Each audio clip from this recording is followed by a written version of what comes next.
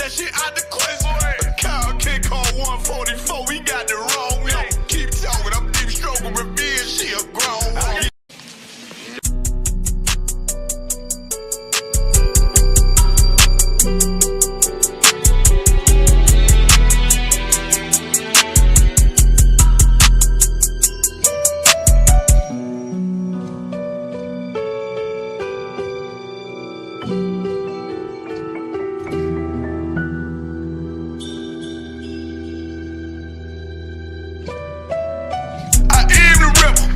I been the rep.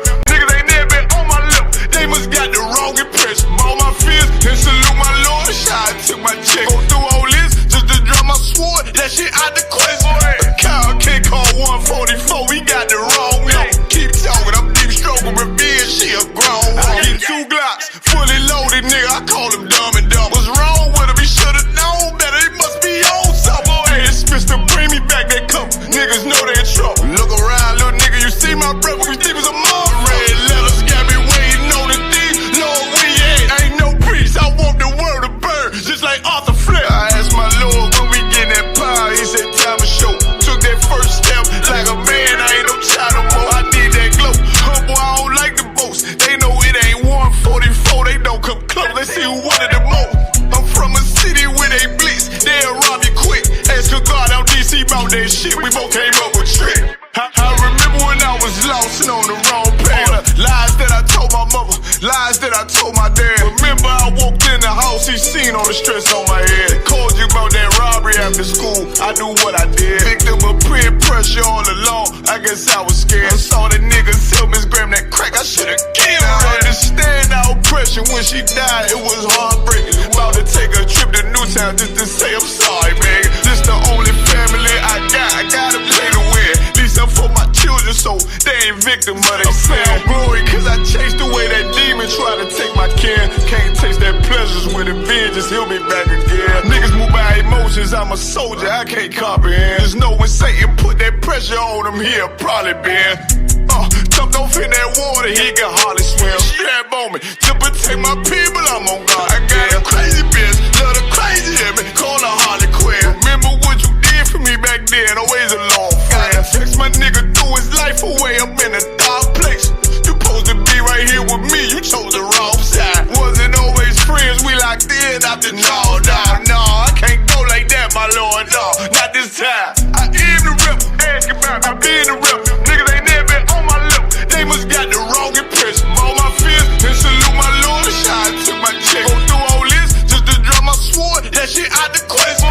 Kyle can't call 144, we got the wrong number. Keep talking, I'm deep stroking revenge, she a grown woman. I get 2 Glocks, fully loaded, nigga, I call him dumb and dumb. What's wrong with him? He should've known better, he must be on something. Hey, it's Mr. Bring me back that cup, niggas know they in trouble. Look around, little nigga, you see my breath, we think was a mom. Red letters got me waiting on the thing. Lord, we ain't no priest, I want the world to burn, just like Arthur Flip. I'm trying to start this fire, but I'll be patient, Lord, I'll be still. My enemy took a turn for the worse, that shit gave me chill. Certified poverty ain't one Western, he don't fit the bill. On the call, cause next season we're at soldier circle on the field. I said we gon' teach him all to run, we gon' teach him all to kill him. If you can't go to him alone, then you ain't in this shit for real. They ask me, Capt, you get the orders, what you do?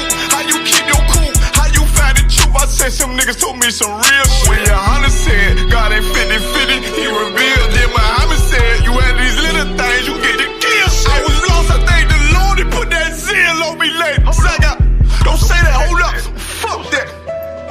I thank the Lord, he put that zeal on me later. So I got niggas up on Willow Road and still on me a fake. It was a nigga up on Bear Roads putting me on cash. Shit, I know a nigga up on State Road and shoot nice like Lil Baby. Could've went crazy, you think you the one with trauma, huh? Nigga, please, I was with them boys in the hood, just like Jordan did. Some shit I ain't gon' never tell, ones that know it's God in me. Why I get that mercy, Lord, don't know why you guarded me. God, I know you love me, you saved my life that night on New Year's Eve. Cause I was out there riding with them demons like a thief. Lord, I'm still trying to change, please don't bring that darkness yet. It ain't hard to vibe with me, but I am the wrong one to tell. I let some brothers down to this day, it's my biggest regret. But I know this oath I took, forgiveness is a bigger flex. The only reason I made the call, only reason I confess, so I can ride and watch the world burn, just like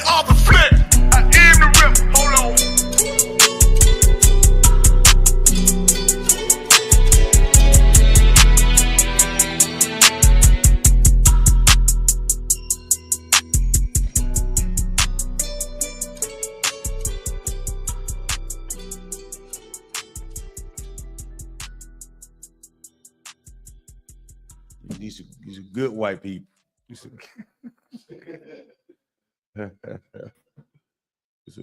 good one. Check.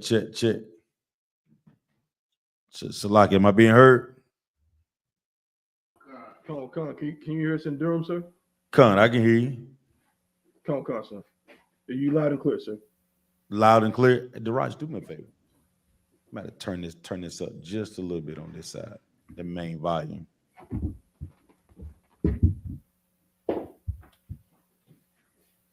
Just a little bit. Check. Come again, Durham. Come again. Oh, I can hear you. Y'all still sound like y'all far away though. Okay, come. Let me switch to the interface if that's the case. If not, we might just have to turn our volume up. But you're definitely Tawab, sir. Okay, I can hear you loud and clear. Come, sir.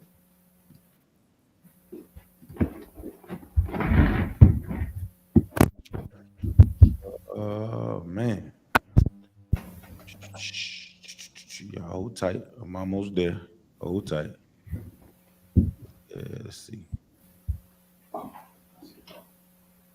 All right. If y'all can hear us, please put a 1 in the chat. Baba Kushal, put a 1 in the chat. If y'all can hear us, put a 1 in the chat. Give us a thumbs up. Hit the like button. Comment, like, subscribe. Go ahead and get it out of the way now. Salaki, so is that better? Yeah, that's Tawab. Con, sir. Salaki. Shalom. All right, so Akim, with that, clap it up.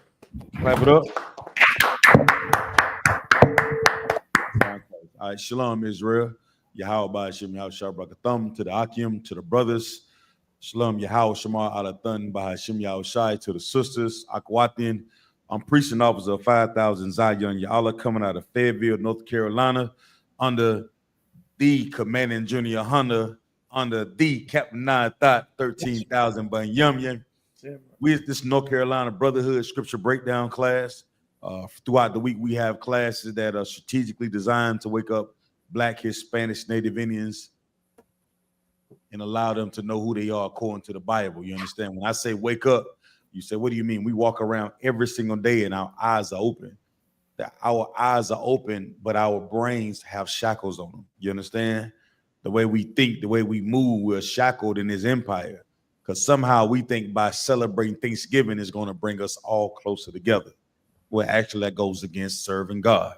All right. So these classes in the I.S.U.P.K are designed to wake up our people, to let them know they are the true Jews of the Bible. You understand? Their true identity is in this book that we call the Holy Bible. And today, the people that were told they were responsible for leading us, they have failed to do so. They have failed us on every side of anything that we're trying to do with this empire. And how have they failed God's chosen people? Because they don't use God's word to lead the people. Well, there's a school called I.S.U.P.K that I am humbly and very fortunate to be a part of, only through the grace and mercy of the Father that I serve, Yahweh, and every brother and sister that is under the sound of my voice is in this school. It is definitely an honor, you understand, to serve everyone that's in this school. Water allow me to serve. Water, Akwatin. Hey, so if you could, if anybody have any questions, please put them in the chat. If I can answer them, Lord will not be able to get to them. If not, you know what I'm saying, Lord willing, Captain of 13,000, Captain Nayathaq, but Yummy be able to get to them. I just want to go into something real quick, but you know what I'm saying? Y'all know how I like to do. Somebody give me Matthew 10 and 34. Give me Matthew 10 and 34. Matthew 10 and 34.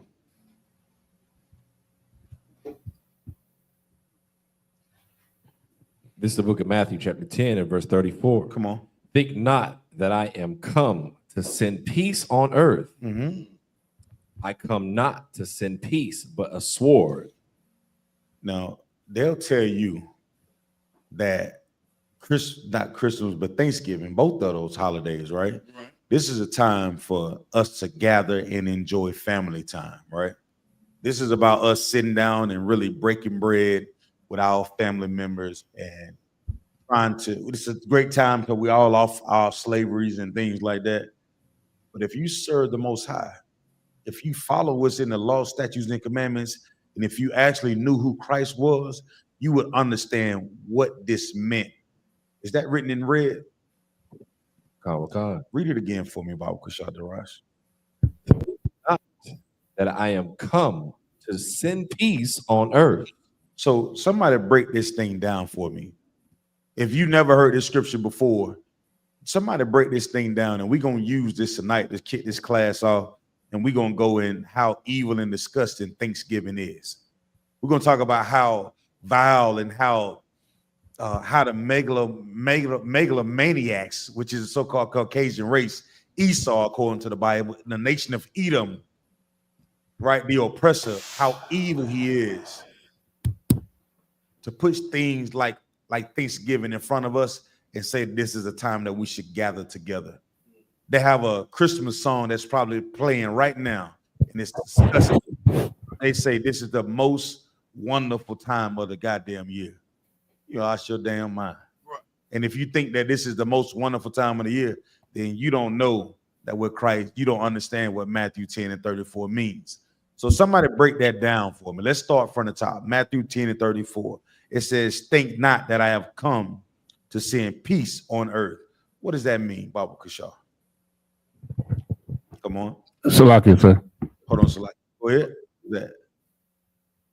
You Okay.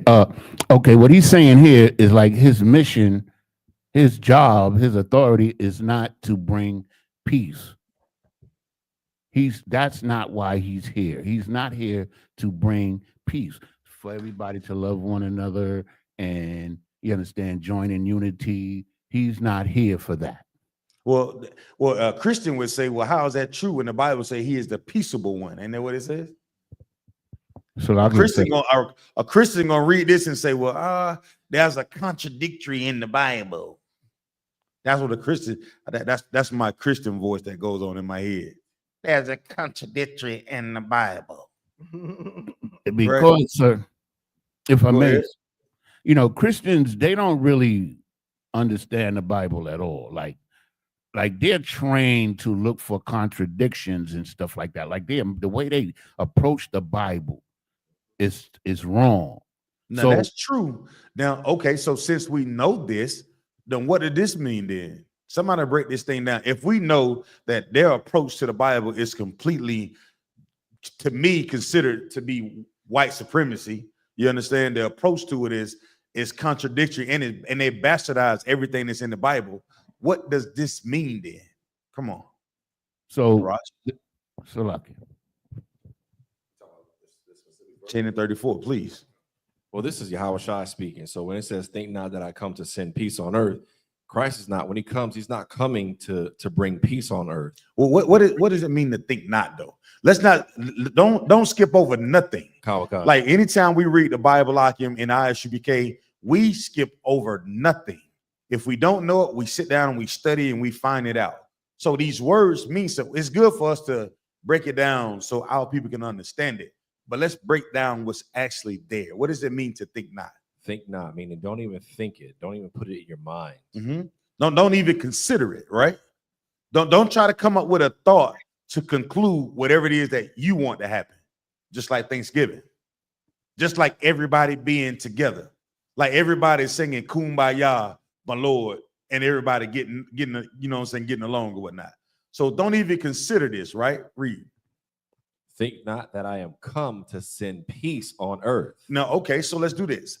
So don't even consider that he come to set peace on earth, but Christ is the peaceable one. So what is being said in this verse about peace? Peace is not even an option. It shouldn't even be in your mind. Why? Well, number one, because Yahawashi said it. And then the next verse is going to explain. Don't go to the next verse. Okay. See, don't skip. It's right there. Right, because he said he didn't come for that. That's not the reason he's coming. There you go. Okay. So don't even put it in your head. There is something that I'm doing. Don't even consider that you're going to get some peace out of it. It's like I'm coming to raise hell. Salaki, I'm coming to show you there's a difference between me and what everybody else is doing. And if you think that I'm doing what everybody else is doing, then I'm asking you don't even consider that. Because what I'm about to do is different from what everybody else is doing. So don't think you about to have some peace if you considering my work that I'm about to do, right? Read. I came not to send peace, but a sword. All right. So I didn't come for peace. I came for a sword. The work that our King Yahawashi did, it was heavy work. And with that work, he used the sword to do it. But what does that mean, Baba Kasha? Salaki. Anytime that you see the word sword, it means war. Hey, let's do this. I want you see this dumbass that's in the chat, Baba Kasha? You see this dumbass that's in the chat? Come on, sir. I'm gonna deal with him later, but I would. He got about 2 or 3 more comments before he get booted up out of here. Okay, I just want to put him on notice that, brother, if you're not authorized up under Commander General YAHANNA and I.S.U.P.K, don't pretend like you know a damn thing about the Bible. That's right. If you understand, if you didn't learn from preaching prophets in this school, you are pretending. You are pretending. If you didn't come through the doors of the I.S.U.P.K, I don't know who authorized you to ask me any goddamn thing. That's right. All right. So come on, Daraj. Salaki, it says, I came not to send peace, but a sword. Mm-hmm. So when we see the term a sword is, of course, used for killing or war. So Christ is letting you know that he's not here for peace. When he's coming, he's here for war. When he makes an appearance. Come on, Bunker. Salaki, if I may. So with respect to the term peace, according to Merriam-Webster, is defined as a state of tranquility or quiet, such as freedom from civil disturbance, or a state of security or order within the community provided by a law or custom. See, Christ, he came to set the record straight as far as the standard of perfection for Israel. So that sword is to separate us from just the customs of, that we have become acclimated to. Right. All the customs of the world, all the traditions, the vain carnal traditions of men. Right. Christ came to set a standard of living according to the law, in accordance with the Most High's word for so-called Blacks, Hispanics, and Native Indians. Most High in Christ. Salaki. Give him a hand, y'all. Damn right. All right. Salaki, sir. Go ahead. Yeah, I believe the cat in the comments is saying that him and Jesus Christ are like one in the same. And that, I know. That's what I'm saying. I think he's saying and that's why I say he got about 1 or 2 more comments. That was his second. We delighted to have a brother, but the one thing I learned about this truth, I'm not you may have some brothers that that may engage in different dialogue with a brother who dealing with mental illness or different issues, but I'm not that one. I'm not that, Akim. I want to let you know that plain and clear. The Lord he didn't give I have a little bit of patience, but that is not something that he gave me to deal with. I want y'all to know that. I love every brother, but my fuse for stupidity is very short. I've been dealing with a lot of tragedy in my life. I've seen a lot of conflict, a lot of turmoil. I've seen a lot of people getting hurt unnecessarily. You understand? I've seen a lot of our people dealing with a lot of issues, and I'm genuinely concerned about fixing Black, Hispanics, Native Indian lives. I don't have time for foolishness. Right. I don't have it. I believe that every brother that's coming to this school or log on to this chat genuinely wants to learn the truth about the Bible, how to fix their lives, not be stupid. I don't. That's not me. I just want to let you know, brother. That's anybody ever ask you ever come across me? I am not that guy. We can sit down and eat a burger together, but I'm not going to converse with you being dumb, for lack of better words. Salakia. Come on, Darash. Finish reading that, please, Baba Shaw. Next verse. Khan. It's the book of Matthew, chapter 10, verse 35. For I am come to set a man at variance against his father. Right. Come on. And the daughter against her mother. Go ahead. And the daughter-in-law against her mother-in-law. Mm-hmm. Right. So what does that mean? So we know he didn't bring peace, but a sword. So what does the word variance mean, Baba Kasha? What does anybody know what the word variance mean? Salaki, sir. Come on, Yonazar. It means there's a difference. Okay. Absolutely. Damn right. There's a difference. He said a variance. So what would that variance be between, it looked like family members, correct? Salaki, sir. Come on. Every man in I.S.U.P.K is living this today. Every brother and sister in UPK is living this because all of our families or most of our families are either Muslims or Christians, and that's the major variance. Mm-hmm. And guess what? If you really come to serve the Most High, everything that you do, variance mean there is some that difference. You're gonna have to war with that. There's beauty in the struggle. There's a fight that takes place when everybody else is going right, and you have when everybody else is going left, and you have to go right. When you serve the Most High, and you really understand who He is and what He wants His people to do, we can't be like we're not designed to go where everybody else goes. Our lives, we get hurt when we go in the opposite direction, Bunky, y'all. The Lord says for us to go right. When we follow the other nations in celebrating Thanksgiving, eating pork, shrimp, crab, and lobster, all this Christianity, these religions, we get hurt as a people when we follow this direction. We change our lives when we go in the other direction. That's the variance, right? The Lord said you can't be lukewarm. He'd rather you be hot or cold, you understand? But you can't play in between both, or what He'll spit you out His mouth. He'll spew you out. That's what the Bible says. So when we talking about us, we have to be absolute in knowing that what we serve is the Most High and following the law, statutes, and commandments. And celebrating Thanksgiving does not mean that you're at variance with the world. You're going along with the world. How can you follow Christ and go along with the world is doing? So that variance, that difference that has to take place, it may have to take place between you and your father. So be it. It may have to take place between who? You and your mother. So be it. It may have to take place between you and your children. So be it. All the friends that you thought you had them because everybody else was going left. And you seen the destruction that our people were going on. So you begin to seek out the Lord. And here He is. It's 2024. The Lord gave you the perfect fix to your life for you to go the right way. And it takes a lot of strength. That's why we have to have brotherhood and sisterhood. If you're going to be the best way to be at variance with something is to make sure you got a brother that's beside you. Now, this walk ain't an easy walk. You did, but it's so worth it, man.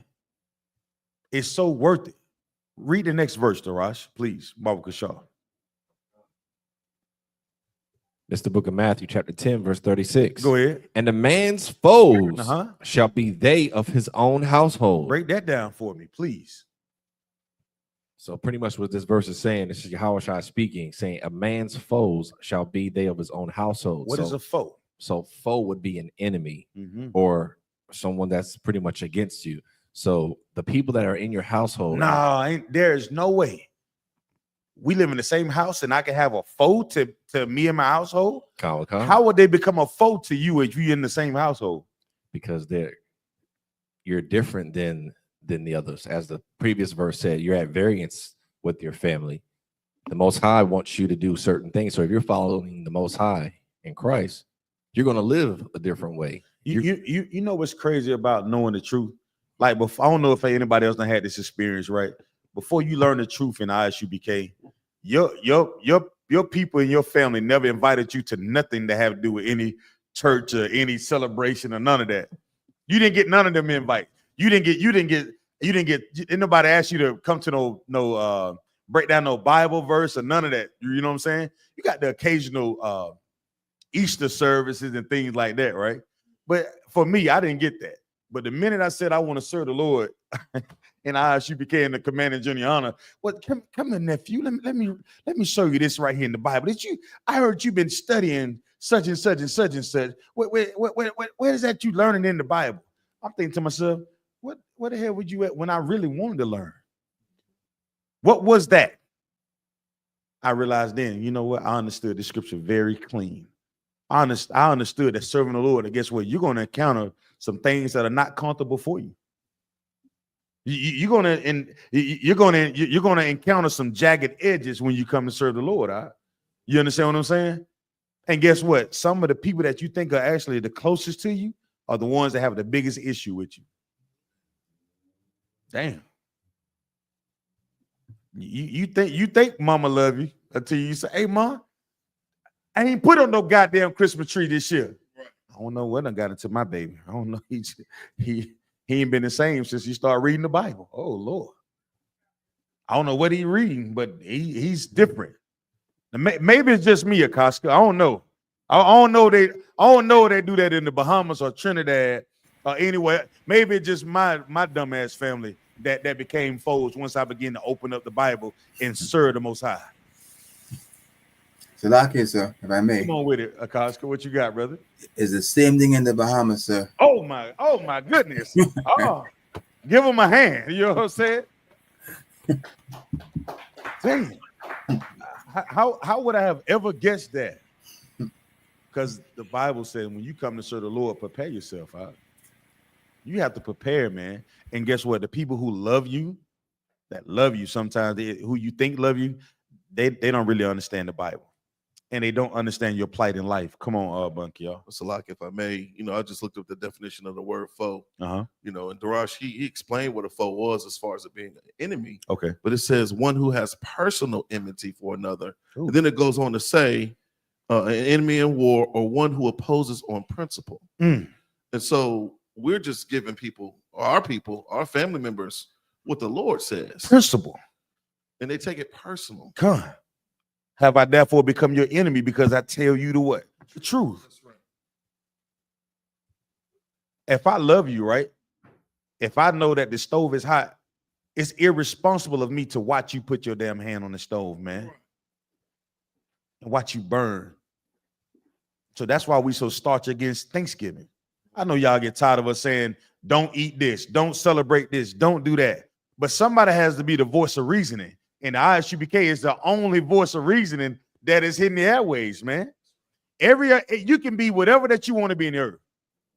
And you can be a transformer, transsexual. And the world gonna applaud you. But you got such strength. Ain't that what they say about Dwayne Wade's son? He's such a brilliant young man to come out and live his life and live his peace. Well, damn it, Israel, you better start living your life according to what God says. That's right. We have to exhibit the same strength when we come to serve the Lord. The exact same strength. If you tell me a transformer can walk up and down the streets of Atlanta and absolutely not be bothered by kids looking at him strange, my son be like, Dad, I know. I said loud too. Yeah, Jeremiah, that's a man, son. He's choosing to put on a wig, son. Don't play with me. You know you're a man. Right. Confusing these babies out here. Well, the same strength that we exhibit when they do that, Bunky, y'all, we have to do the same thing. That's why we tell our babies, don't stand for that national anthem. That's right. We don't salute no goddamn flag. A flag does nothing but wave in the wind. How can you pledge your allegiance to something that waves in the wind? How can you sit down and eat a dinner that directly correlates to the genocide of your brothers and sisters for a meal? You can't go without that for one day if you say you love the Lord. World War III is right around the corner. All these ideas of missiles and bombs being dropped all over the place, and we're preparing to for Macy's Thanksgiving parade. What the hell we doing, man? The variance is there for us to wake up. The variance is there for us to realize that there's a difference between serving the Lord and following the ways of the world. And if you focus in on what Christ is saying, there cannot be no peace. You are always at war with what's going on with what everybody else wants you to do. And it's a beautiful thing once you understand a real purpose in life. That's our real purpose. Here, this whole matter that we keep the law, statutes, and commandments. Let me get the book of Genesis chapter 19, verse 12. I want to run this down real quick. I want to get into the story of Sodom and Gomorrah. I want to get this real quick. Hurry up. I know Capt, people around the corner. I can hear. But I want to try to get this out real quick, Baba Kushar. This is the book of Genesis, chapter 19, verse 12. Come on. And the men said unto Lot, Mm-hmm. Hast thou here any besides son-in-law and thy sons? So I'm run this down real quick. It's the story of Sodom and Gomorrah, right? Everybody know why Sodom and Gomorrah was destroyed. It was a sinful place that was filled with sodomites. You understand? Filled with all type of evilness that goes directly against the Lord. And in this verse, his brothers asking, angels asking, everybody here your people, right? Right? Go ahead, Darash. Son-in-law and thy sons Mhm. and thy daughters. Go ahead. And whatsoever thou hast in the city, bring them out of this place. So the angels are telling Lot, hey man, get up out of this sinful place. There is something that you have to be aware of, and you should get the hell up out of this sinful place. Sodom and Gomorrah, that's what this verse is speaking of, right? Read on, Darash. Verse 13. Mm-hmm. For we will destroy this place. Do what? For we will destroy this place. Go ahead. Because the cry of them is waxing great before the face of the Lord. Go ahead. And the Lord hath sent us to destroy it. The Lord did what? And the Lord hath sent us to destroy it. So what does this indicate? That once again, there's a variance, bunker, y'all. Not peace, but a what? But a sword. Why? Because the sins of this place. That's the variance that we have to be willing to recognize in our lives. Either sin against the Lord or not sinning against the Lord. Follow the law, statutes, and commandments and live. You understand? Or not following the law, statutes, and commandments and lose your life. That's the variance. There is no gray area. There's no in between. Read on, Darash. Verse 14. And Lot went out and spake unto his sons-in-law, which married his daughters. Go ahead. And said, get you out of this place. For the Lord will destroy this city. But he seemed as one that mocked unto his sons-in-law. So even in Lot saying, hey, the Lord about to destroy this place. His son's like, oh, his son-in-law is like, man, come on, man. I don't know what you're talking about, right? You sure? So he said they mocked him, saying, like, man, you okay? You know what I'm saying? But Lot is recognizing what? There's a variance between how he's living and him in his house and what everybody else is doing that's in Sodom and Gomorrah. Read on, Darash.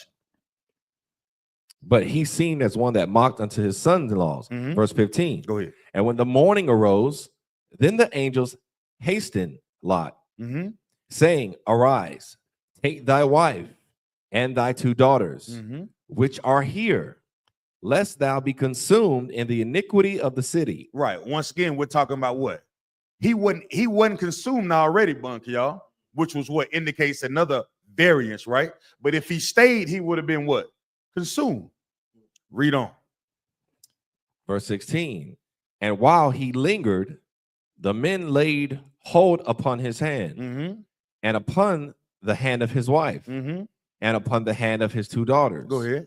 The Lord being merciful unto him, and they brought him forth and set him without the city. Go ahead. Verse 17.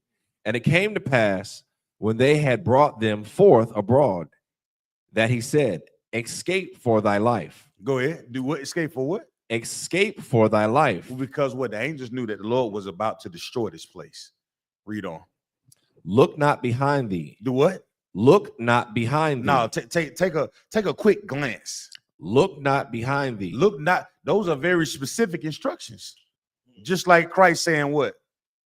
Think not. Look not. Right? There's a variance. Not peace, but a sword. Read on, Darash. Neither stay thou in all the plain. Escape to the mountain. Escape. Go ahead. Lest thou be consumed. Verse 18. Go ahead. And Lot said unto them, Oh, not so, my Lord. Verse 19. Behold, now thy servant hath found grace in thy sight. Keep going. And thou hast magnified thy mercy. And thou what? And thou hast magnified thy mercy. Go ahead. Which thou hast showed unto me in saving my life. Go ahead. And doing what?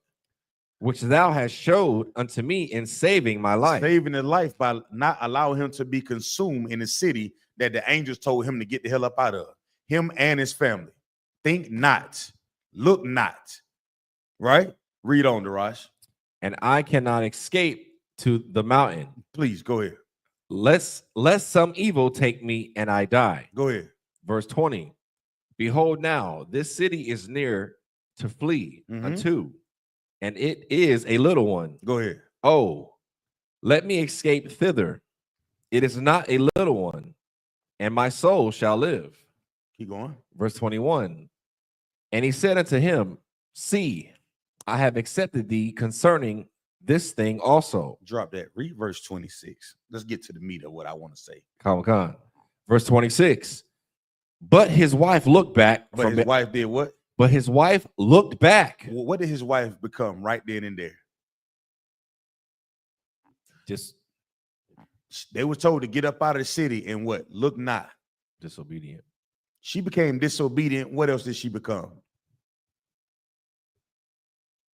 Anybody? What else did she? What else did they were told to get up out of the city and look not? If you're in the class with me tonight, you'll know exactly what I'm talking about. What did Lot's wife become? Now you had your chance. Hey, but she became crazy as hell. She did become a pillar of salt. What else did she become? Lot. Anybody? Anybody else? What did Lot's wife become when she looked back?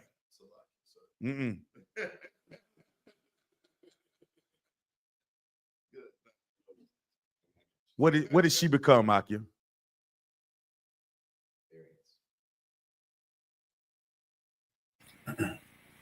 Salaki, sir, if I may. Go ahead. Did she become disobedient? She was disobedient. All right. Come on, Charlotte. What did she become, Charlotte?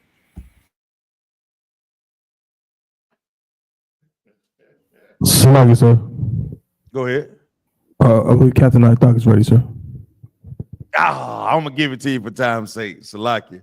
She became a foe. She became a foe. That's the power that the Lord has. Your enemy become foes even in your own household. And the Lord made her a pillar of salt. And with that, I'm gonna turn the class over to Captain of 13,000, Captain Nayathaq Ben Yum. Get that brother a hand. Get that brother a hand. What's going on, Akim? Well, sir. Y'all good? Come on, sir. At the water, sir. I'm also in Christ. All right. Where we at? Damn, I jammed up here, man.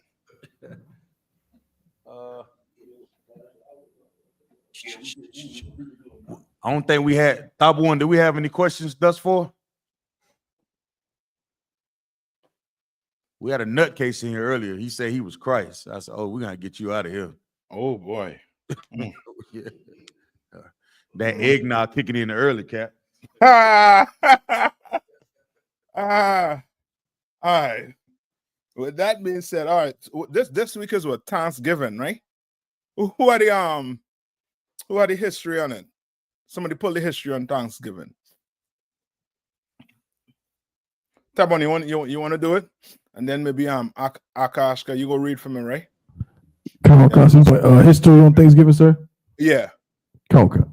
We have in here Fayetteville, Durham, Trinidad, Jamaica, Bahamas, and Charlotte, also in Christ. All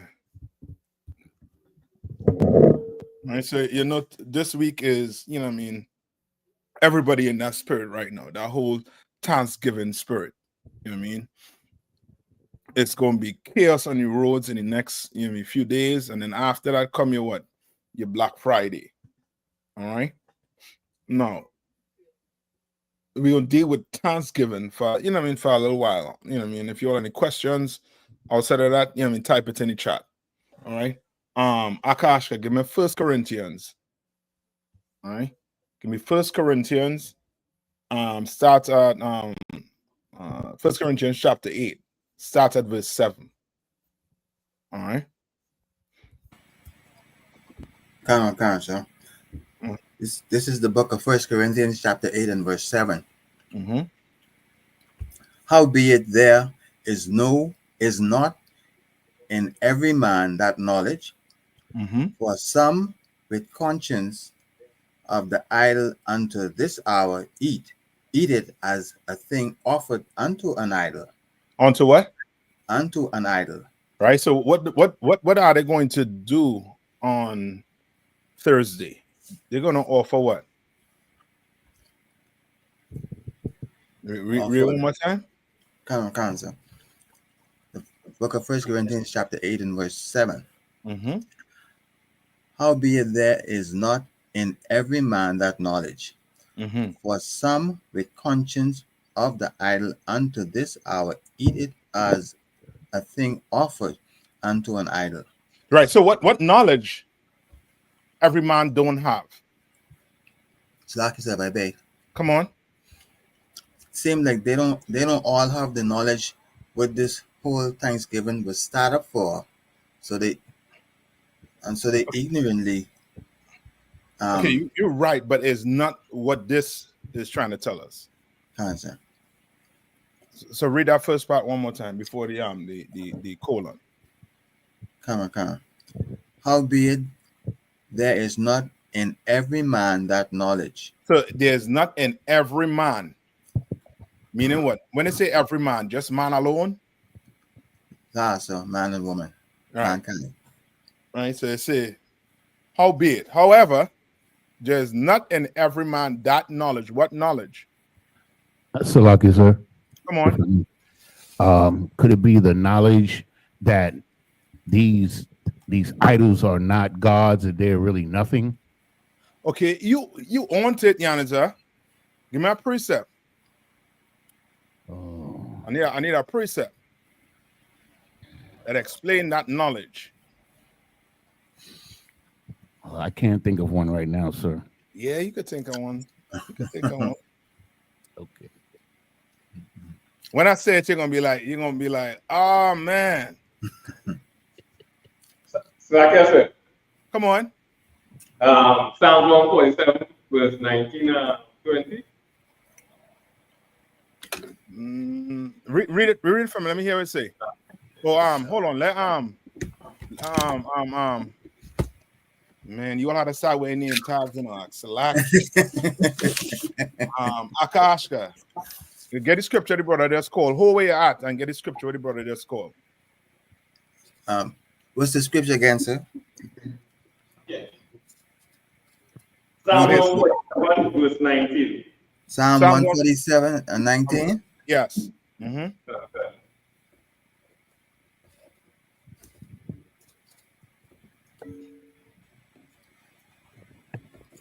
Okay. This is and Keadu, hold Hosea 4 and 6 for me. Go ahead. This is the book of Psalm chapter 147 and verse 19. He sendeth out his word and melted them. He caused his wind to blow and the water flowed. Read on. And he shewed his word unto Jacob, his statute and his judgment unto Israel. Yeah, I'll take that. All right. But I want a scripture that has the knowledge and it explains what the knowledge is. Right? But I'll take that because in reality, you explain what the knowledge is. The knowledge is what? Knowing these what? Laws, statutes, and commandments. All right. So now, knowing that, now you start to understand what is being said in Corinthians. All right. But give me Hosea 4 and 6. This is the one I was asking for. Gun. This is the book of Hosea chapter 4 and verse 6. My people are destroyed for a lack of knowledge. Right, and that's the knowledge we just read about anyway. Psalms, what is that? 147 and 19. Right? I read on. K1. Gun. Because thou hast rejected knowledge, I will also reject thee. Right. So not every man have that knowledge. Brothers, what? Lack that knowledge according to what? The Bible. Right? And I'll take that too, Shabayala, that Romans 10 and 2. All right. Now, go back to the scripture it was at Akashka. Sir. Howbeit there's not in every man that knowledge. So that knowledge meaning what? Meaning the laws. Yes, statutes and commandments. Right? But now it's going into something specifically. Right? Read. For some with conscience of the idol unto this hour eat it as a thing offered unto an idol. Right. So now, what does this song like?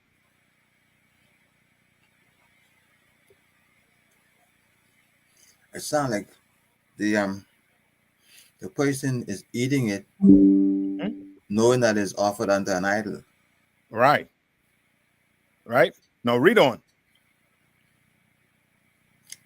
And their conscience being weak is defiled. And their conscience being what? Weak is defiled. Right. Okay. Okay. How do I want to describe it for you? Right. I think the best way to describe it is this. Right. Before y'all came into the truth, right? Well, I use myself as an example. Before I came into the truth, every December 25th, that is when everybody get together to come and sit down on the table, and a big slab of ham is at the center of it. That's before. You understand? Okay. Right? Now, let's say we take away the ham and we put beef. Now, is beef lawful? Sir. But is beef lawful on that? Should you be eating around that table on December 25th, even though the beef is lawful? Sir. Why? Because of the whole spirit behind that day. So I think any official gathering represents that spirit on that day. So whatever you eat, it falls in under that day, not under the law, not under the clean or unclean. Right. The whole day is unclean, basically. So read after the colon. For some with what? For some with conscience of the idol unto this hour. So now, so you have the conscience. What you know that what? That on Thursday they're going to celebrate what? Thanksgiving. But you have a what? What was it? What do they eat on? Was the main meal for Thanksgiving? Turkey. You understand? Now, in your mind, you just doing what? Eating turkey. You're just eating turkey. But it ain't just that, because Thursday is about what? Thanksgiving is about what? Having that big turkey, right? On the table or wherever. It's for what? It's for Thanksgiving. You understand? Right? Now read on. Sir. And their conscience being weak is defiled. Right? Their conscience being what? Weak is defiled. Right. Their conscience being weak is now what? It's defiled. Right? Now, before you go to verse 8, Tabo, when you have it. So I have I had to look through with different articles, but I found one. I think it's cool. Because you know what they're trying to do, right? Is almost like your oppressor. He tries to do what?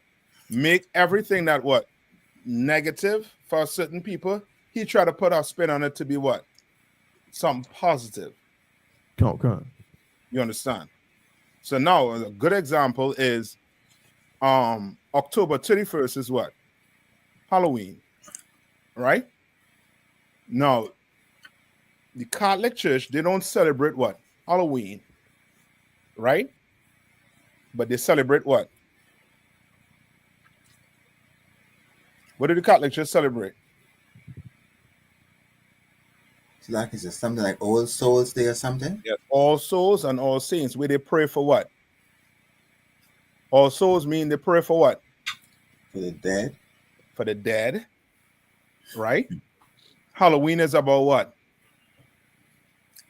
The dead coming back and wreaking havoc, right? In the streets, right? That's the whole concept of Halloween, where it come from.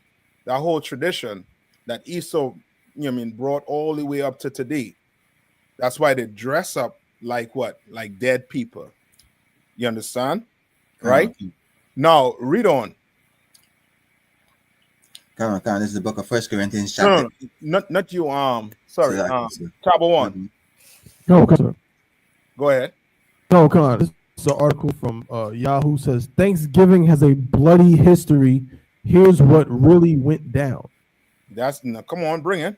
Come on. American Thanksgiving is typically considered a time to eat mountains of mashed potatoes, count our blessings, and maybe toss around the pigskin with the cousins or watch our favorite teams do the same. But it's also important to remember the history of the holiday. And the first Thanksgiving wasn't all peace, love, and pass the gravy.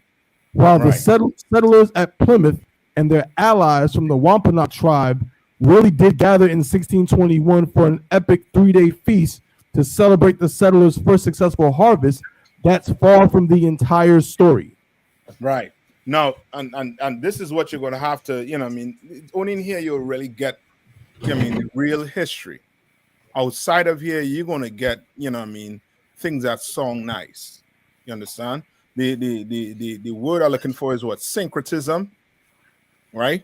Where they try to bring all these holidays, turn it into something nice. And now the church just put, they're spin on it. So now Thanksgiving, they say is what? They giving what? Thanks to who? To the Lord. Okay. So now it sounds good, but really and truly, you what? You eating meat unto who? Unto idols. You understand? Right? Read on. Okay. So like you.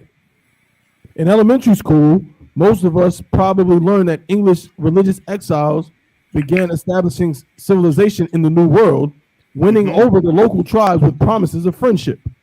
Right. Read on. Then the friendly Native Americans taught the new arrivals how to grow crops to sustain their burgeoning society from that day forward. Well, not quite. The real story is way more complicated, not to mention a lot less kid-friendly. Right. Fact is, like, sir. No, go ahead. Fact is, the peace that brought the Wampanoag and the settlers together at the table wasn't as neat and tidy as we'd like to believe. A lot of bloodshed took place both before and after that first feast. Today, something wrong with the audio. You're coming in real. I think it's choppy. I don't know if you're too close to the mic. How about now, sir? Yeah, no, it's something. Yeah, come on, select you. And just you could read it loud. But now it's sounding extremely, way clearer than how it was before. Tawada. Come on, sir. Come on. Fact is, the peace that brought the Wampanoag and the settlers together at the table wasn't as neat and tidy as we'd like to believe. A lot of bloodshed took place both before and after that first feast. Today, many Native Americans and others mark Thanksgiving as a solemn day of remembrance instead of celebration. Here's what really went down after the plates were cleared in Plymouth, Massachusetts. Keep going, sir. Yeah, come on. You get what the real deal is this Thanksgiving is about. Come on, sir. Slakia. they do talk about the dinner. Should I skip that or redo that? You okay? I'm gonna let what's his name? Akashka continue, right? Just give me the meat of it. You know what I mean? What they did. You understand what they did to the native Indians? All right. So we know, everybody know there was a meal, right? And now the spin that the oppressor is trying to put on it is this meal was done in friendship.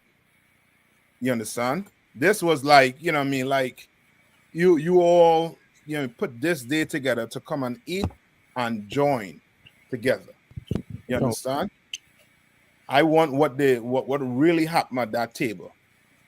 All right. So now Akashka, read on by the time. Karen. 1 Corinthians chapter 8 and verse 8.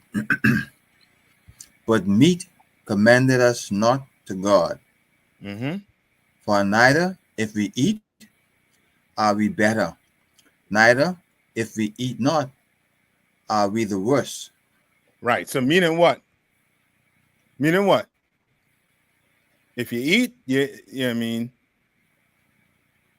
it ain't better. If you don't eat, it ain't what? Worse. Meaning what?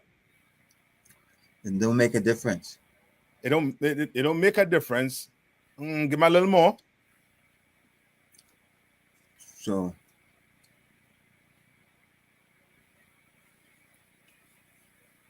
meaning what? If you don't eat turkey on Thursday, are you going to die? Nah, sir. Is anything bad going to happen to you? Nah. But you could eat turkey on what? Thursday, right? Ain't a problem with that. But I won't be doing it around people who doing what? Celebrating Thanksgiving. Yes. Me personally, I won't eat no turkey on Thursday. But it ain't wrong. You understand? I just won't be eating it in the presence of people what? In the world. Come on. But because I love my, you know what I mean, my Gadite brothers, you know what I mean, with, you know what I mean, unconditionally, I'm not going to eat any turkey. You understand? I'm not eating none whatsoever. I'm not buying any turkey. You understand? Right? Now, read on. This is the book of 1 Corinthians chapter 8 and verse 9. But take heed lest by any means this liberty of yours become a stumbling block. This liberty of yours become a what? A stumbling block. What's the liberty? What liberty you have? You have the liberty we're talking about. The liberty to eat or not to eat because you know it's nothing. Right? Eat what? What we talking about? Meat. The right? meat, the turkey in particular. Yes. All right, read on. To them that are weak. For if any man should see thee which has knowledge sit and eat in the idol's temple, shall not the conscience of him which is weak become emboldened to eat those things which are offered to idols? Yeah, you talking about, you know what I mean, Thanksgiving is, you know what I mean, is evil. But you sit now in the office eating the turkey that your colleagues and them bring for Thanksgiving and saying it's just food. You understand? Knowing that this is for what? Thanksgiving. Yes. Knowing that this is for what? Your Christmas party. You know it. Right? Read on. Okay. 1 Corinthians chapter 8 verse 11. And though thy knowledge shall be weak, Shalakia, and though thy knowledge shall the weak, thy brother perish, for whom Christ died. Right? So now your brother, because he's here, remember, he ain't what? This brother is what? The brother is the brother's weak. Yes, he's weak. But he's seeing somebody like you who what? Who's strong. Strong. You in the truth. You know what I mean? You teaching, waking up brothers. Right? But here he see you sitting down here side by side with him doing what? Eating turkey. You understand? He's going to be what? He's going to be emboldened not to do what? Come in here. He's going to be emboldened to what? Stay in the world. Come on, sir. Right? Read on. Come on. But when ye sin so against the brethren and wound their weak conscience, ye sin against Christ. You understand? Like you cannot be caught celebrating any holidays. You understand? You can't get caught sitting down knowing that your family have this meat set aside for what? For Christmas. You can't be at the table sitting down there with a knife and fork saying, pass me the gravy. You understand? Pass me this. No, you can't be doing that. Right? Read on. Come on. Wherefore, if meat make my brother to offend, I will eat no flesh. I will what? I will eat no flesh. I will eat no flesh. Meaning what? I'll not eat meat. I'll eat no kind of thing that offend my brother. In particular, not so much so that you offend them. You're not going to eat it because of what? Because, well, if it's wrong. It's against the law. Give me a little more. Who will take a shot at it? Salakia, sir. Uh-huh. Because of what it represents. Yes. Because of what it represents, you're not going to do it. God. You understand? You cannot do it. Right? Read it one more time. Come on. The book of 1 Corinthians chapter 8 and verse 13.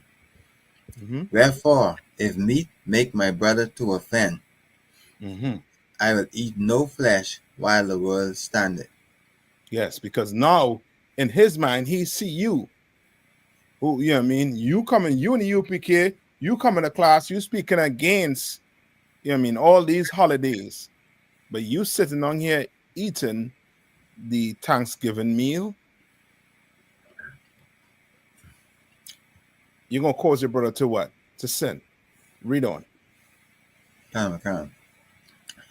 Least I make my brother to offend. That's it. That's the last one. Right?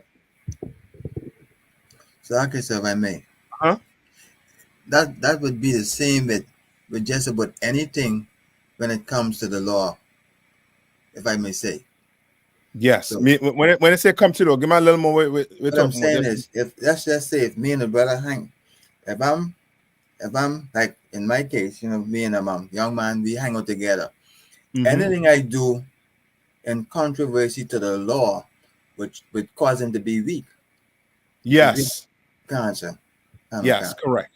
You're definitely correct.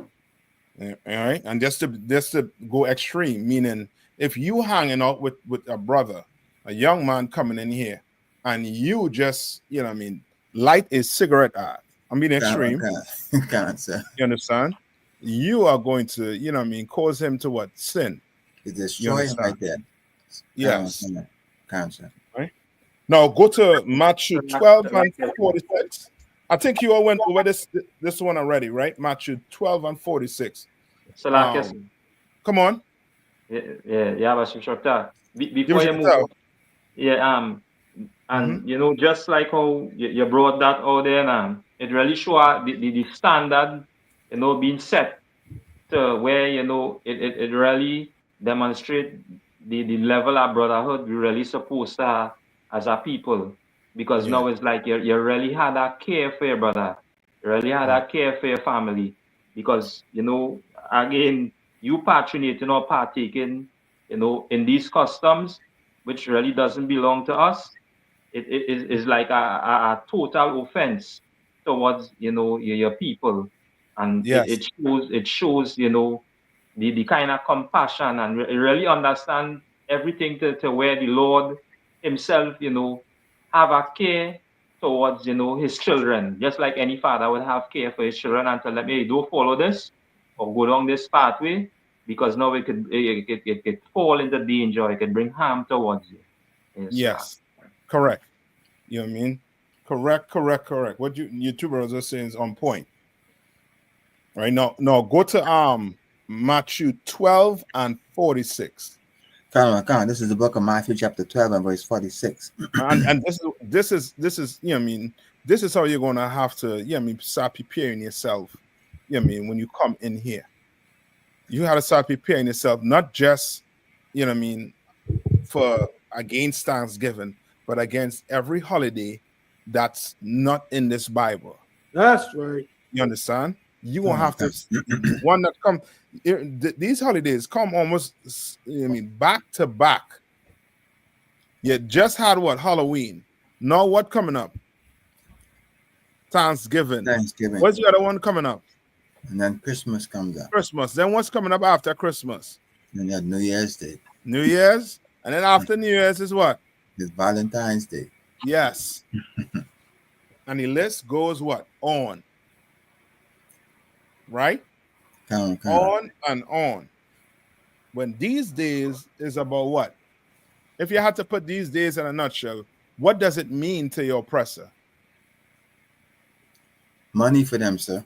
That's it. That's it. Commerce. Come on. I found like one of the articles that we really kind of go into. I found a good one. So whenever you're ready for that, sir, I got it. I'm ready right now. Come on. Come on, sir. The other one was bad, but it did still have some of that. Yeah, I was brothers and hear the truth according to this whole Thanksgiving, so that we know. I mean, all this celebration, all this happy Thanksgiving, all this, all of that gonna be out the door. You understand? Or else we're gonna anger the Lord. Now read this.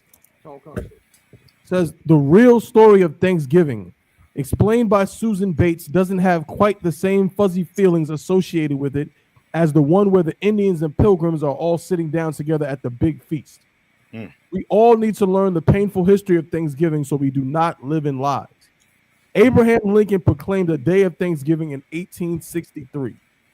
The federal government declared the last Thursday in November as the legal holiday of Thanksgiving in 1898.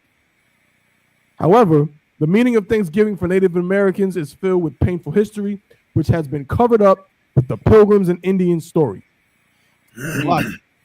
Most of us associate the holiday with happy Pilgrims and Indians sitting down to a big feast, and that did happen once. The story began in 1614 when a band of English explorers sailed home to England with a ship full of Patuxet Indians bound for slavery. They left behind smallpox, which virtually wiped out those who had escaped. They left behind what?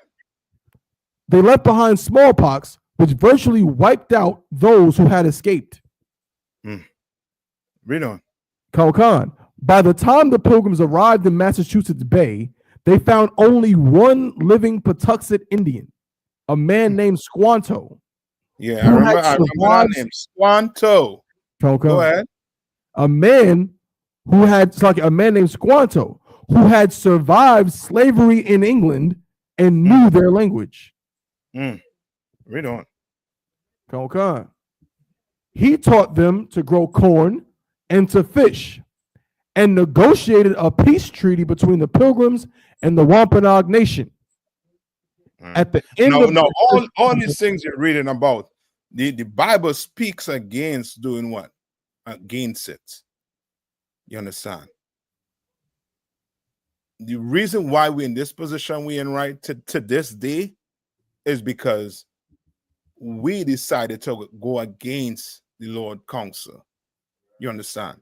We decided to do what what our wicked leaders wanted us to do rather than what? Obey the Lord. You understand? Okay. Like this brother here, what's his name? Squanto? Or Tom? Okay. What's his name? Squanto. Yeah, Squanto. You understand? He was trying to do what? He was being used to what? Make what? Treaties. And we all know that the so-called oppressor didn't keep any of the treaties he made. Why? Because the Bible says he was not going to do it. Says he wasn't going to do none of that. What does the book of Psalms say? Give me Psalms 55 and 20, quick. Ashka. Give me that quick. All right. Key one. Go to Deuteronomy 1 and 16. Salakia, say that again, sir. Deuteronomy 1 and 16, and hold that for me. Go ahead. Okay. Salakia, this is the book of Psalm chapter 55, verse 20. Mm-hmm. He hath put forth his hands against such as be at peace with him. Right. Right? And that's him. That's the oppressor. The Native Indians was trying to be what? At peace with him. Where the Native Indians today? I'm going to be reading about a story here that is not taught in your schools. You understand? It's not taught. People think Thanksgiving is a day that the Lord ordained for us to celebrate, because it's that day that the Lord is giving thanks. And why are we celebrating Thanksgiving today? Why do we celebrate it today?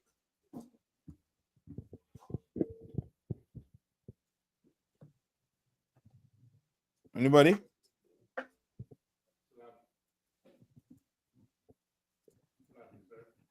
Come on. We celebrate it because the slave master celebrates it, and he celebrates it because it's really his celebration of his victory over the natives. Mm-hmm. And so we wanting to associate ourselves with him. Mm-hmm. We just buy into the idea that it's a great thing to celebrate, even though we're being lied to about the origin of it. Mm-hmm. I'll take some of it. I basically give it to you a few minutes ago. Why are we celebrating Thanksgiving? Money. No, we don't make any money on Thanksgiving. Why do we celebrate Thanksgiving? Why do we celebrate Christmas?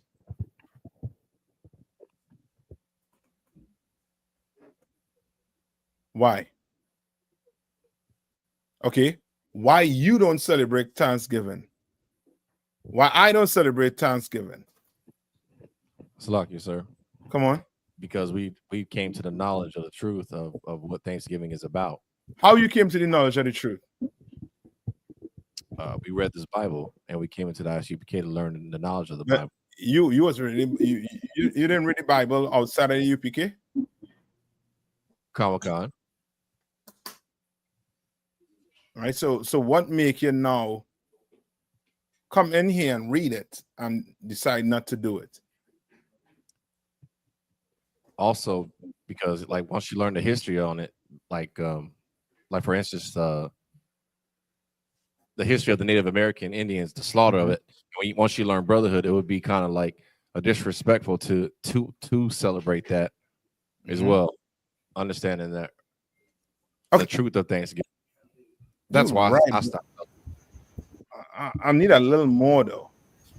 Okay. Salakia, sir. Come on. Because we have become strong, sir. Okay. Come on. So how can we do celebrate the holidays with the Christian church? Yeah, the people outside of the truth. Why do they celebrate Thanksgiving? Because they have no compassion. They lack compassion. The Christian church, and they hate God. You're giving me your answers are correct, but it's, broad. I want you to get to the roots of it. What does the Bible call Israel? Homeborn slaves. In the New Testament, not so much the Bible. What does the Lord call us? Stiff-necked people. No. Like if I may say, lost sheep. The lost what? Lost sheep. Why does he call it lost sheep? So like I said, Uh-huh. because we have no shepherd. Very good. So why do you celebrate? Why do people out? Why does your uncle who go to church, why does he celebrate Thanksgiving? Because he doesn't know any better. He has no shepherd to show him what's true. He follow a what? A wicked shepherd. You understand? Me and you in here not celebrating Thanksgiving. Why? Because we have a leader that taught us to do what? Follow everything according to what? This Bible. You understand? You understand? Right? You can't, you go and celebrate Thanksgiving. You can't come back up in here. You go celebrate Christmas. You can't come back up in here. This is what? You can't, you're not allowed to what? Sin in here.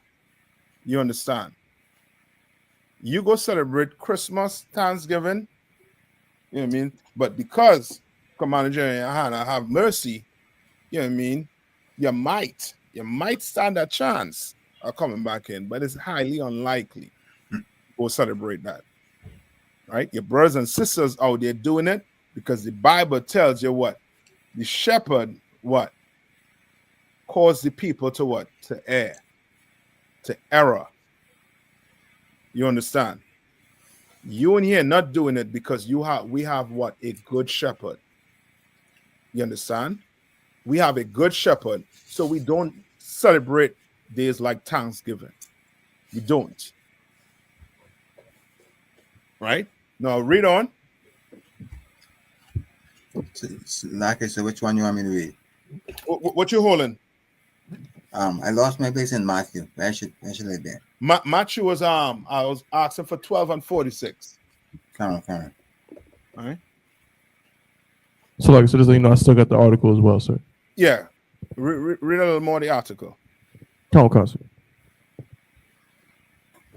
So like, sir, he taught them to grow fish and negotiated a peace treaty between the Pilgrims and the Wampanoag Nation. At the end of their first year, the Pilgrims held a great feast honoring Squanto and the Wampanoag. But as word spread in England about the paradise to be found in the New World, religious zealots called Puritans began arriving by the boatload. Finding no fences around the land, they considered it to be in the public domain. Joined by other British settlers, they seized land, capturing strong young natives for slaves and killing the rest. But the Pequot Nation had not agreed to the peace treaty Squanto had negotiated, and they fought back. I know, hearing these stories, right? Now, you think you're going to feel sorry for the so-called Palestinians, you understand? And the Lebanese people. You don't have time to feel sorry for them. You understand? You're reading these things, these stories about what happened to these native Indians. You understand? These things should be bringing you to what? To tears. You understand? Just reading some of these stories on how these brothers were treated by the so-called oppressor. And now you're going to have to do this. Give me Matthew 12 and 46. Oh, yeah, table one. Come on. This is the book of Matthew, chapter 12 and verse 46. While he yet talked to the people, behold, his mother and his brethren stood without, desiring to speak with him. All right, read on. Then one said unto him, behold, thy mother and thy brethren stood without, desiring to speak with thee. And you're going to have to, this showing you what? You're going to have to go against your family. You understand? Your family going to want you to come and eat that Thanksgiving dinner. You're going to have to do what? Go against them. You understand? When I say go against them, meaning what? You should kick the pot off the stove. You might get a whooping our lifetime, right? What should you do? Come on. Do not participate in it at all, sir. Yeah, don't participate in it at all.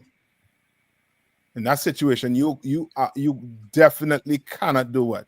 you cannot eat that turkey. You cannot partake of that dinner. You understand?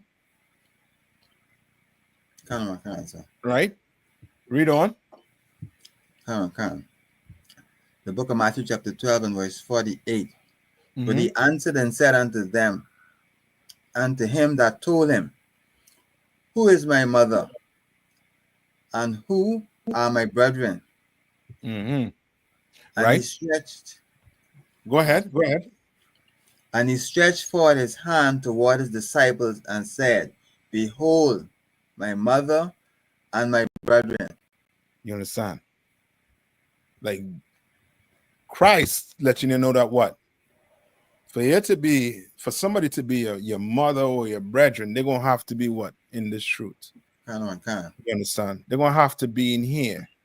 You're going to have to come in here and show you what? Your loyalty to Christ. You understand? And Christ, you know, a Christian like to ask the question, what would Christ do?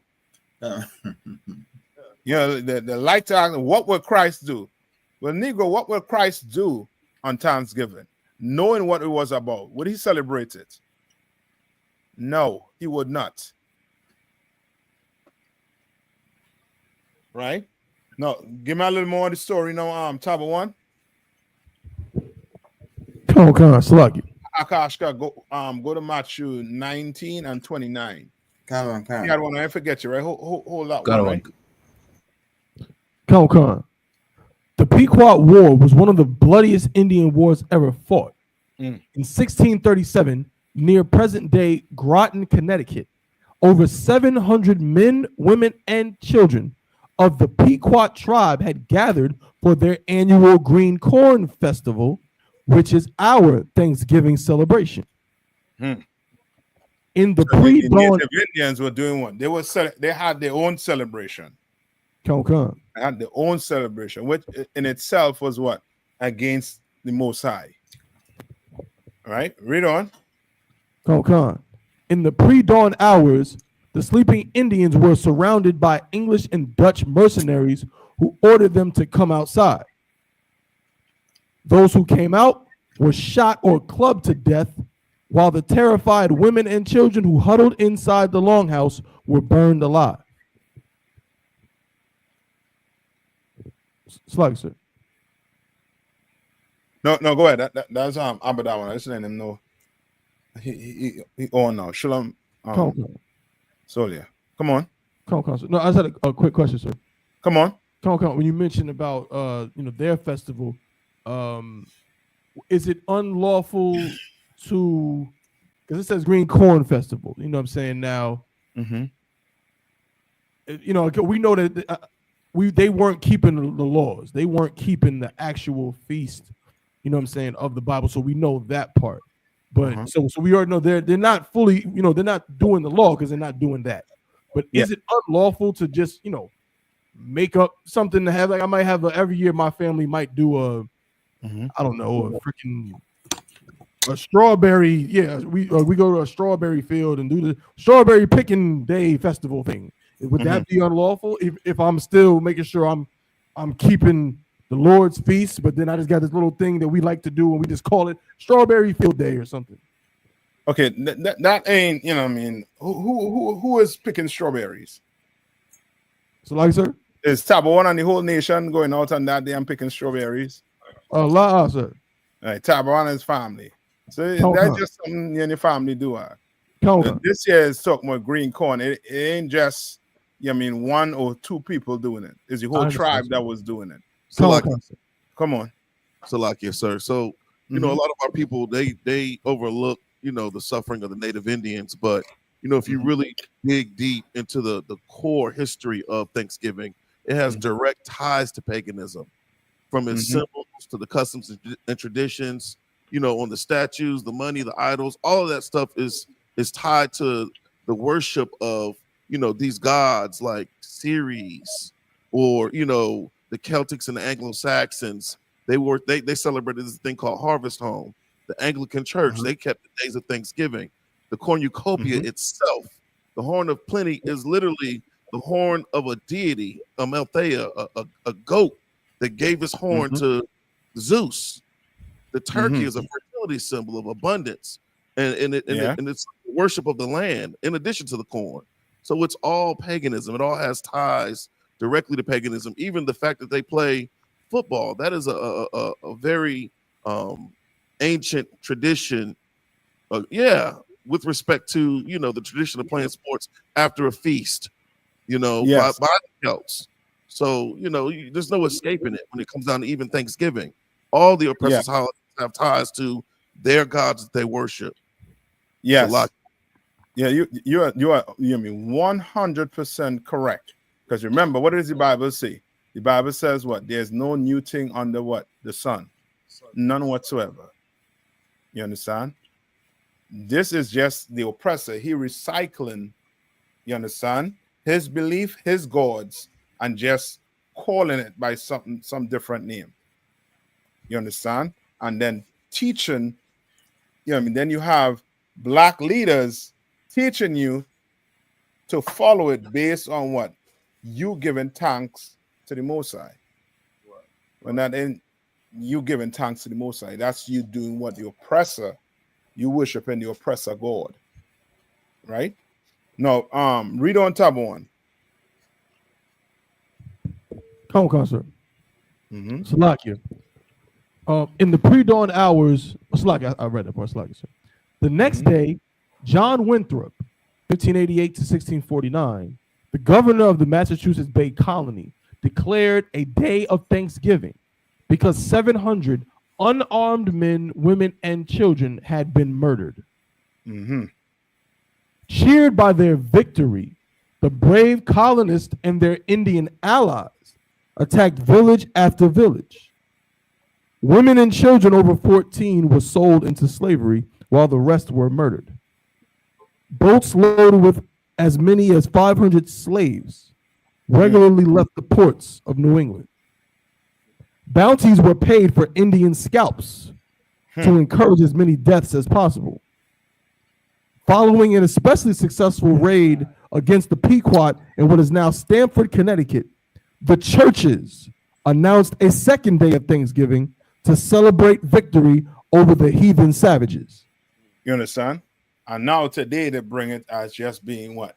What do they have? What's the modern history they give you on Thanksgiving? Now look up. Now we hear this is the real Thanksgiving you're reading about here, right? Talking, I want you while we read the scripture, look up what they say it is today, what it means today. All right. Okay. Now, who holding Matthew, I believe 19 and 29 for me? No, can't say I have it. Come on. This is the book of Matthew, chapter 19 and verse 29. And everyone that has forsaken houses. Right, and that's what's going to happen. Some of us don't want to forsake, our parents based on what they believe. You understand? Some of us don't want to be written off that will. To hell with that will, man. Right. To hell with it. Let them give the land to whoever they want to give the land to. Let's see how long that will last. But guess what? You stand with the Lord. Read this. And our brethren, our sisters, our father, our mother, our wife. That wife, that woman. Boy, brother, you're gonna have to, grow some, some NUTS. You understand? To deal with her, to deal with them kids. You understand? Read on. Our children, our lands. Or what? Our lands. Let me just over that. To hell with the will. Don't worry about our land. You want land? Wait, guess what? Guess what the Lord fitting to give you for obeying him. Read the reward. Read on. For my name's sake shall receive 100-fold. Shall receive a what? 100-fold. 100-fold. And shall inherit everlasting life. No, you ain't gonna die from. Yeah, I mean, what they say? Bob Marley died from some I forget Some the sort of cancer he cancer, I died think. from. Kind Right? You ain't gonna die. You know what I mean? From HIV/AIDS, you ain't dying from that. You understand? You ain't gonna die like these sinners dying out here. You understand? You're gonna receive 100-fold, and you're gonna inherit what? Everlasting life. Meaning what? You're gonna leave the land or whatever the Lord, whatever 100-fold the Lord give you, what? Die and what? Come back and meet it. You understand? It's gonna be everlasting. Read on. Come on. But many that are first shall be last. Right, so that going in to him explaining, you know what I mean, the you know what I mean, how you have to look at this being in the truth, how you have to look at, you know what I mean, forsaking your house, forsaking it. You understand? Right? Read it one more time. But what? But many that are first shall be last, Mm-hmm. and the last shall be first. You understand? Meaning what? This truth is guaranteed to who? What guarantees you in this truth?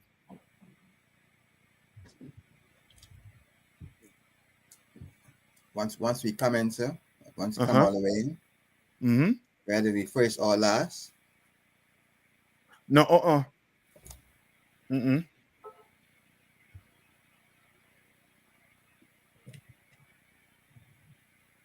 You said what guarantees us in this truth, sir? Yeah, what guarantees you? Enduring to the end?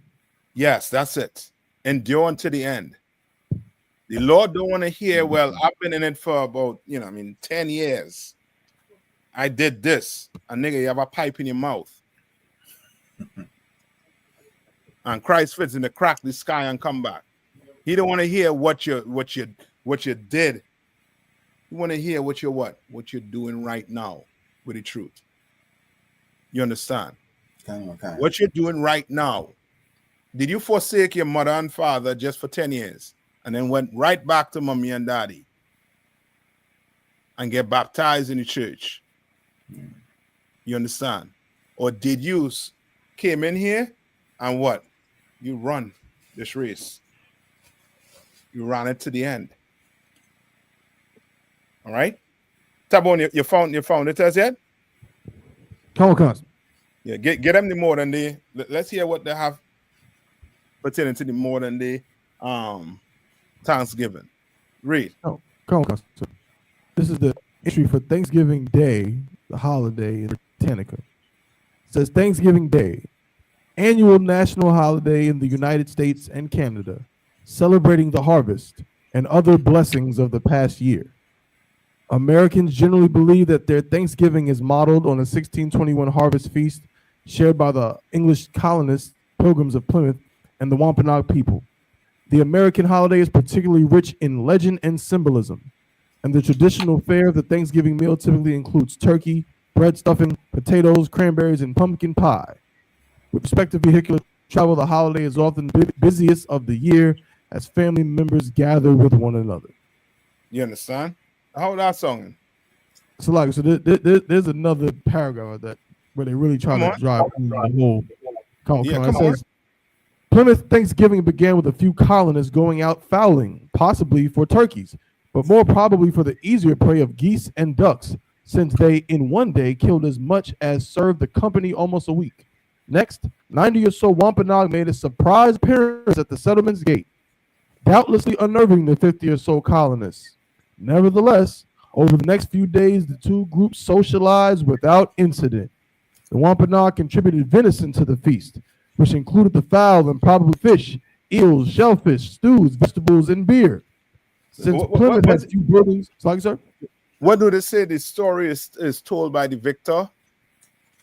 Come. You understand? Come. All right? Come. He giving you a story like what? these people what came together, mutually. You understand? Okay. The Native Indians brought meat to the table, and what did this program bring? Read on. It says, since Plymouth had few buildings and manufactured goods, most people ate outside while sitting on the ground or on barrels with plates on their laps. The men fired guns, ran races, and drank liquor, struggling to speak in broken English and Wampanoag. This was a rather disorderly affair, but it's still a treaty between the two groups that lasted until King Philip's War, 1675 to 76, in which hundreds of colonists and thousands of Native Americans lost their lives. Right. It sounded like the Native Indians were joining with the Americans to fight the British, right? Right. And they made a good old treaty, right? And this is all they want. This is a lie, no different than they're trying to say that brothers and sisters, right, went into slavery. They migrated to America. So like that's what they're trying to push. Come on. Like I said, this is intriguing to me because, they always say history is bound to repeat itself. But if this was such a peaceful dinner and a peaceful gathering, why is it America has never done this with any of the other enemies? Right. What happened to where is there no dinner with Saddam Hussein? Where was this turkey at? Where was his stuffing and food and gathering together? It just don't make sense. Why is there only one account in history where this happened? Yeah, that's because they're trying to cover up a lie. You understand? Give me K1. Give me Revelation instead. Revelation 18 and 4. Gun. Give me Revelation 18 and 4. You have any more on that tab 1? Sir. That's it there on that, right? All right, and that's what they bring it to today, to make it sound like if Thanksgiving is something great. You understand? And make it sound like what you was asking about, like, they just came together picking strawberries, and that was it. It was good. You know what I mean? Everybody they shoot guns, they played together, and they were trying to talk each other language. Make it sound like it was a day of fun, right? When it was not, the real history had nothing to do with fun. It had to deal with what? Oppressing the Native Indians more and more, being cruel to them. You understand? That's the real history. America has never in their lifetime been nice to blacks, Hispanics, and Native Indians. They've always been trying to oppress us or being cruel to us. They're nice. Their way of being nice is WIC, TANF, EBT. You understand? And by creating laws like what is the diversity, equity, I forget, DEI. What that is again? Inclusion, yes. You understand?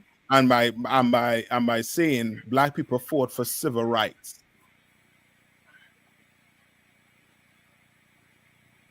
Right? Now read Revelation 18 and 4. Can, sir. This is the book of Revelations, chapter 18 and verse 4. And I heard another voice from heaven saying, come out of her, my people. Come what? Come out of her, my people. Come out of her, my people. You understand? Right. The Lord is saying to come out of her. And that her is who? America. You understand? Come out of her. You could be in Trinidad, in the Caribbean. You have to come out of what? America. You have to. You understand? That whole belief in the Caribbean comes from who? America. Part of it comes from England also too. Right? But the Bible is saying to come out of her, come out of these oppressors. Right? Read on. When I say come out of these oppressors, meaning what? Meaning to leave. Come on. The way of life, sir. You know what I mean? Yes. That's it. The way of life. The way of living. whatever they celebrate, you do not partake in. You don't. You understand? I don't care if they call it Passover. It ain't no Passover. Why? It's a lock here because you know what I mean. If it's not the I.S.U.P.K Passover, it's not of the Lord, sir. So that's right. You understand? I don't care whatever they can call it by any name. You know what I mean? Name in the Bible. You do not celebrate anything these oppressors celebrate. You understand? Right. Don't do it. Right? Read on.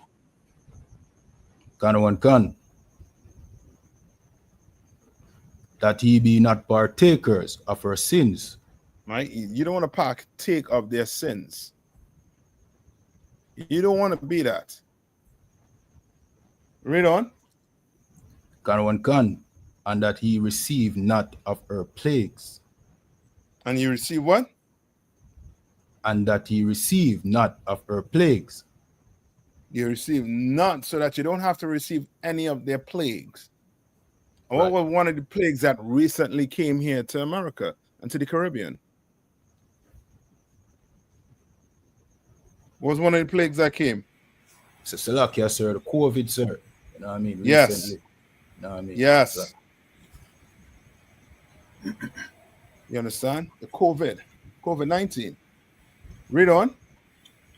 Verse 5. For her sins have reached unto heaven. For her sins have what? Reach unto heaven. That's it. You want to know why there's so much turmoil on the earth right now? Because her sin reached unto heaven. And now you're going to celebrate Thanksgiving. You are what? Going to be what? A partaker in their sins. You understand? Right. What they did to the native Indians was a sin. You understand? They murdered them native Indians. You understand? Right? Read on. And God has remembered her iniquities. And God has what? And God has remembered her iniquities. And God has remembered their iniquity. The Lord ain't forgetting. We might forget what the oppressor did. You understand? With that write-up that Tabon read, they what? They forget. They're trying to forget what they did to the native Indians. And they're trying to teach their people to forget about what their people did to the native Indians. Well, guess what? The Lord, he ain't going to forget. That's right. The Lord is not going to forget. Right? Give me, I think it's Isaiah 29 and 15. Akasha, get that for me. Isaiah 29 and 15. Right? Finish off. Any more K.R. one? Last, sir, that was it. That was it. Come on. Isaiah 29 and 15. No, you all any questions? This is the book of Isaiah, chapter 29, verse 15. Awesome. Come on. You said La'a? Okay, come on. Woe unto them that seek deep to hide their counsel from the Lord. No, give me where it says I will not forget.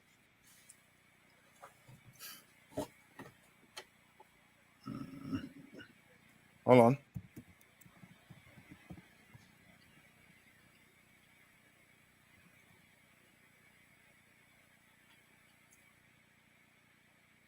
Isaiah 49, not 29, 49 and 15.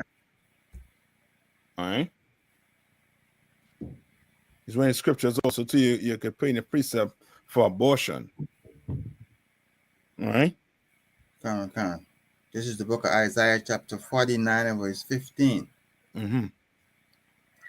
Can a woman forget her sucking child, that she should not have compassion on her son, on the son of her womb? Uh-huh. So he's asking her what? A question, right? Come on. Right? Can a woman forget her what? Her sucking child. Right. That child that what? That child that she has to what? Breastfeed, right? Breastfeed. Right. Read on. That she should not have compassion on the son of her womb. Meaning now what? That she forget about what? Being a mother because of what? Her what? Because of her career. She want to enjoy life. You understand? Some of these women are so diabolical. They will have the child, right? Leave the child at home and go what? Party, go on a cruise ship, and then come back and somehow expect things to just go back to normal. I'm not shocked that you're in chains, you're in handcuffed, fitting to go to jail for child neglect. You understand? You want to forget about being a mother because you what? You want to enjoy life. How about not opening the legs then?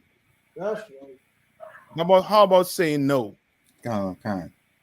Just say no. Right? Read on. Yea, they may forget. They what? They may forget. Yes. Do Black, Hispanics, and Intervention women commit abortion? Yes. You understand? Read. Yet will I not forget thee. But the Lord saying what? Yet will I not forget thee. The Lord say he's not going to forget you. You understand? The Lord is saying he's not going to forget us. He's not. Read on. Come. Behold, I have graven thee upon the palm of my hands. Right. He what? He's saying he engraved. Did he literally engrave me on the palm of his hands? No. It's metaphor for what? You always what? On where? When you write something on the palm of your hand, it's because you don't want to do what? You don't want to forget it. Yeah, how many of you do that before the exam? Write all the formulas. Yeah, I mean your hand become a the cheat sheet. I mean, you write it right here. You engrave it right here on your hand. Right? Because you don't want to what? Forget. And that's the Lord. The Lord what? He's not going to forget Israel. Read. Come. Thy walls are continually before me. Thy walls are what? Continually before me. It's continually before me. You understand? Right? The Lord ain't going to forget that. Right? All right, that's it for that there, right? Any questions? Two things I think I want to get into. Which one? Sir. The time. Yeah, come on, Yahanna. Yeah, I had asked you a question last week, right? Kind of unconscious. Did you text me? Yeah, I did. It's Ecclesiastes 4 and 14 through 16. 14. Ecclesiasticus. Ecclesiastes. Ecclesiastes chapter 4 verses 14 through 16. Hold on, let me see if I did get it. I don't remember. Hold on. Ecclesiastes. Say it one more time. Chapter 4, verses 14 through 16. Baba Kashar, sir. 16. Hold on, let me see.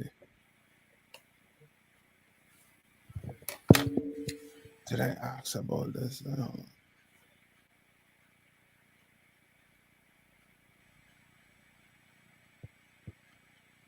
No, Yaneza Salaki. Please forgive me. I'm gonna try and get it. Right? It's 14 to what? To 15, right? 14 through 16, sir. Baba 16.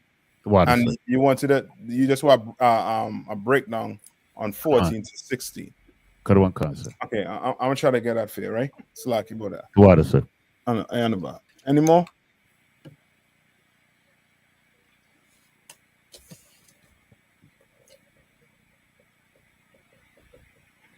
All right.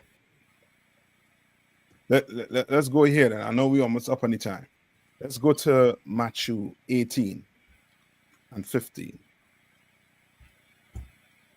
Come on. This is the book of Matthew, chapter 18 and verse 15. Mm-hmm. Moreover, if thy brother shall trespass against thee, Mm-hmm. go and tell him his fault between thee and he alone. Right. So the Bible is saying to do what? If your brother offend you, Mm-hmm. go to him by himself, just you and him. Just you and him, right? So this ain't, you know what I mean, a brother offend you. You try to, call him out in front of what? Everybody. No, don't do that. And you go to he and thee alone. Right? Read on. If he shall hear thee, mm-hmm. thou hast gained thy brother. So if he hear you, meaning what? If he agree with the fact that you come to him and say what? You offend me by doing this or by saying this. And he says what? Salakia, please forgive me. If you say anything other than Salakia, right? Read on. But if he will not hear thee, meaning he ain't what? He ain't hearing you. Because he ain't says Salakia, brother. Or Salakia, sis. Right? He ain't saying that he getting you what? After Salakia, he getting you what? The but. But the reason why this such and such is because of this. That ain't Salakia. Salakia is Salakia, brother. If I offended you, what I said, I should not have said that. But Salakia, brother, for what I did, I should not have done that. Right? Not Salakia, brother. I should not have done that, but I did it because of such and such. Right? Read on. Then take with thee one or two more, that in the mouth of 2 or 3 witnesses, every word may be established. So what is that telling you to do? That means if he didn't agree that he offended you first, then take 2 or 3 people with you as witnesses. All right, and what is that? What is that? That's the a 2 counsel. or 3. And that's a what? That's a counsel. Take him the counsel. Give me I think it's Matthew 25. Hold on, let me get it for you. Hold on.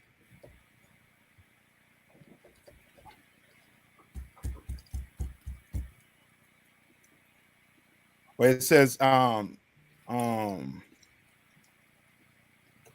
leave the gift at the altar, somewhere around there. You know what I'm talking about? No, sir. Hold on. All right.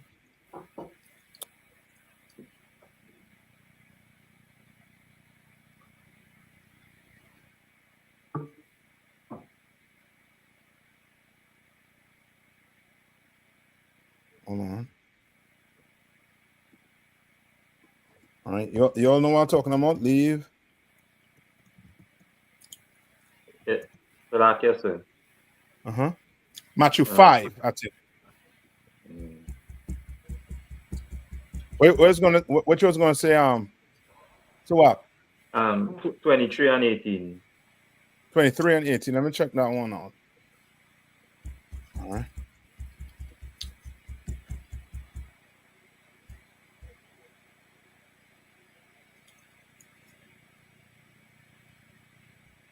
No, not this one. Okay. 5 and 23. Yeah. Let me have 5 and 23. Come on. This is the book of Matthew, chapter 5, and verse 23. Therefore, if thou bring thy gift to the altar, and there rememberest that thy brother has aught against thee, leave there thy gift before the altar, and go thy way. First, be reconciled to thy brother. Skip up to 22. Come on. This is the book of Matthew, chapter 5, verse 22. But I say unto you, that whosoever is angry with his brother without a cause shall Right. be in danger of the judgment. Mm-hmm. Right. And, Go ahead, read on. and whosoever shall say to his brother Raka shall be in danger of the council. Shall be in danger of the what? Of the council. Of a council. Right. Read on. But whosoever shall say, thou fool, shall be in danger of hellfire. Right. No, it's what, giving you what, the going up or what, like an escalation ladder. Okay. You understand? So it's saying you're gonna be in danger of what? The judgment for being what? Angry with you. Just bring your anger with your brother for what? Without a what? A cause. You understand? Right? Read after judgment one more time. And whosoever what shall say? And whosoever shall say to his brother Raka shall be in danger of the council. Shall be in danger of what? Of the council. You're going to be in danger of what? The council. Right? That's what? That's between who? That's that part right there that we're reading about right now. You understand? With them, with the two, go back to yes, the 2 and 3. Now, who are those 2 and 3 people? Those 2 and 3 witness. That'd be a camp leader. So not so much. Salakia, sir. That would be the council. That, yes, you understand? That would be now you going before what? The council, the I.S.U.P.K already set up. Why? Because if that ain't that, then guess what could happen? Then guess what? Cousin Jimmy, he could do it, right? He could bring cousin Jimmy, and you know, I mean, the other cousin and your other cousin to be what? Witness. You understand? Okay. Right? You want who doing this? Give me Ecclesiasticus 6 and 6.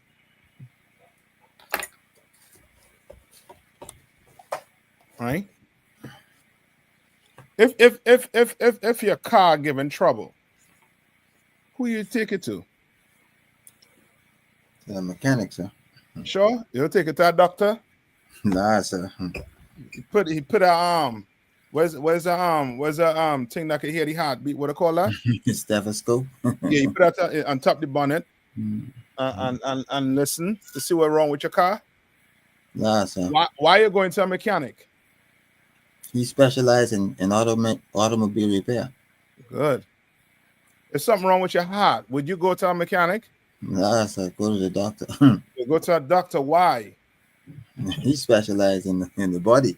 Yeah, he specializes in the body. You wouldn't go to the mechanic and say, yo, you know what I mean? Something wrong with my heart.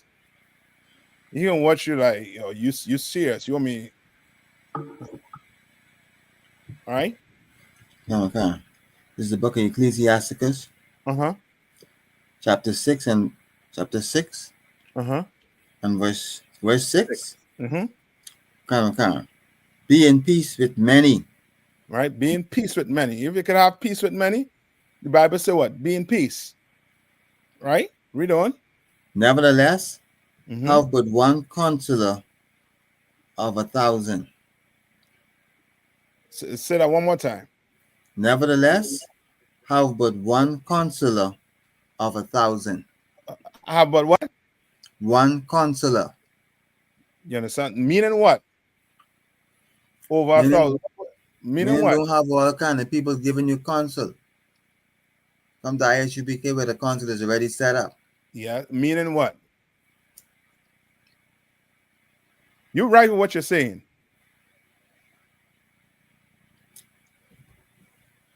Meaning, as you say, who is a what? Professional. Can. You understand? And in this school, you get the best counseling you could ever get. That's right. You get it. cousin Jimmy, you couldn't, you know what I mean, you can let cousin Jimmy do your counseling. Can't. If you want to. Yeah, I mean, just make sure your lawyer fee. You know what I mean? You'll be wise to save up. You understand? But you want them witnesses to be what?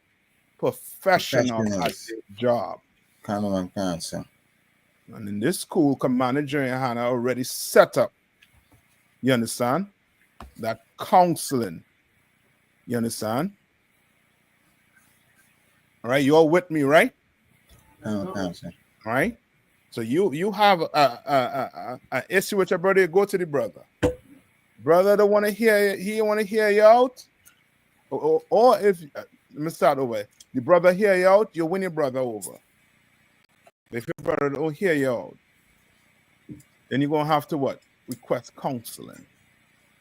You understand?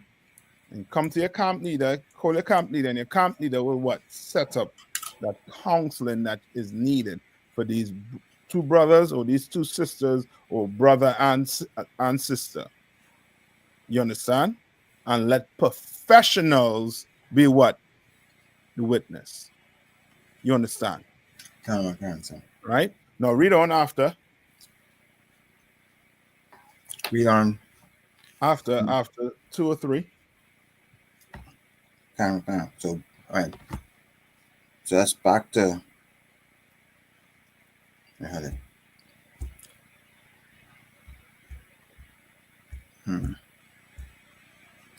Go back to Matthew, I think 18 and what? I think 15. Matthew 18 and 15. No, skip now. Skip down to. I think read 16. 17. Hold on. Okay, 17. But the book of Matthew, chapter 18, and verse 17. And if he shall neglect to hear them. And neglect to hear who's the them? This is the council. Yeah. Then do what? Then tell it unto the school. Yes. Then you're gonna come into what? You're gonna be looking like what? A major what? Council. You're gonna tell it onto what? The school. Read on. But if he neglects to hear the school, let him be unto thee as an heathen. Right. Let him be unto thee as a what? An heathen. As a a heathen man and a publican. Yes, because do you care about heathen? Nah, sir. No, you don't care. Heathen could go, you know what I mean, eat whatever you want, drink whatever you want, do whatever you want. You'll be treated as a what? As a heathen. Heathen man. You know what I mean? Or a heathen woman. Whatever. You understand? Oh, okay. Right? Any question? I know we're up on the time. Y'all good to go? I wanted to get into something else, but I don't think we've had the time. It'll take up too much time. Okay. All right, pertaining to peer pressure. I'll touch on that next week. All right. If not, with that, I'm gonna pass the class over to Priest and Officer Darash Ahmad. Okay. Men of Israel, Majum. Men of Israel, we're going to render one courteous salute to Captain of 13,000 Nayathaq. Amajum Shabbat. Amajum Barak. How about Thumb? Yadamatah. Sar means turn and face the sisters. Sisters, Amajum. Men of Israel, we're going to render one courteous salute to the sisters. Men of Israel, Amajum Shabbat. Amajum Barak. How Shabbat means to be seated. I.S.U.P.K. security announcements. Here to I.S.U.P.K. start out at 1 West, 125th Street, Harlem, New York. If a new brother or sister, when a new brother or sister comes to the school, they are off limits for 6 months. They are to be saluted only. They are here to shed themselves of the world. If they need transportation, the teacher will arrange it.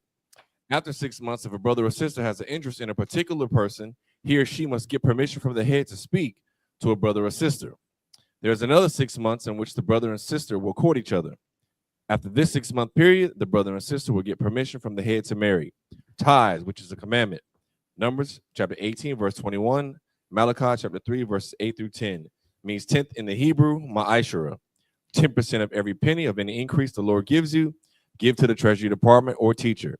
Priest fund, free will offering for priests, not mandatory, whatsoever amount you would like. Upcoming holy convocations, Wednesday, the 25th of December, which is the Feast of Dedications, also known as Hanukkah, the 25th day of the 9th month. First Maccabees, chapter 4, verses 52 through 61. We also have the upcoming Lord's Holy Convocation, which is the 56th Passover, which will be April the 12th, 2025, which will be in Atlanta, Georgia. So make sure you mark that on your calendar. If anyone wants to be a trooper in the school, start wearing all black boots, shirt, pants, headband, and scarf. And with that, class is dismissed.